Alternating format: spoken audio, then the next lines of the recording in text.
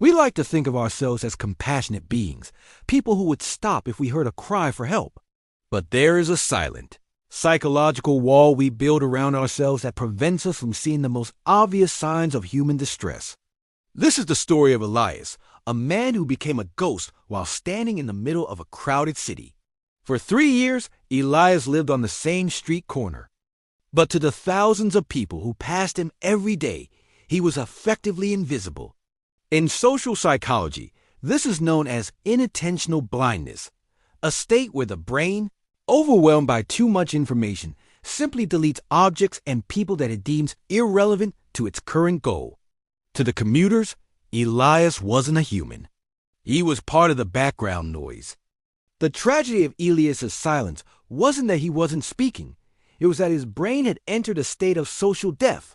When a human being is consistently ignored, the brain's anterior cingulate cortex, the same region that processes physical pain, begins to fire. To the brain, being ignored is literally the same as being physically wounded.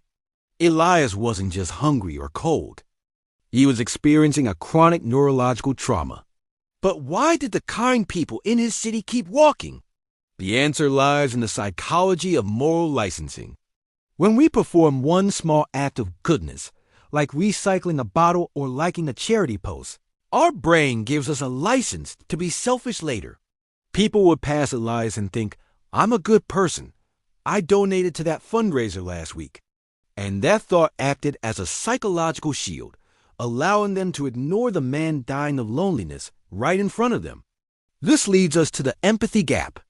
Research shows that it is nearly impossible for a person in a cold state, someone who is comfortable, fed, and safe to accurately imagine the feelings of someone in a hot state of distress. To the commuters, Elias's situation seemed like a choice or a distant reality. They couldn't bridge the psychological distance. But one day, a young girl named Maya did something that shattered the social death surrounding Elias. She didn't give him money. She didn't give him food. She looked him in the eye and asked for his name. In that moment, Maya triggered a neurological reawakening.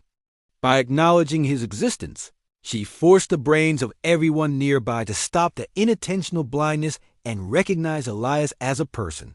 The psychological impact was immediate. This is known as the humanizing trigger.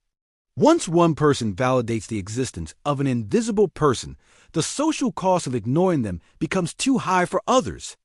Within minutes, the atmosphere around that street corner shifted. People who had walked past him for years suddenly felt the cognitive dissonance of their own neglect. They weren't bad people. They were just people whose empathy filters had been jammed by the noise of modern life.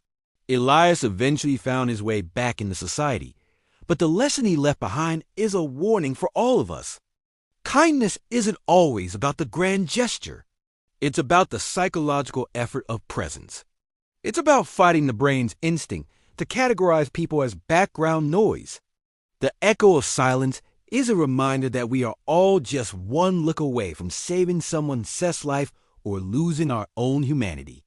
The next time you walk through a crowd, remember that your brain is lying to you about who is relevant. Challenge your inattentional blindness.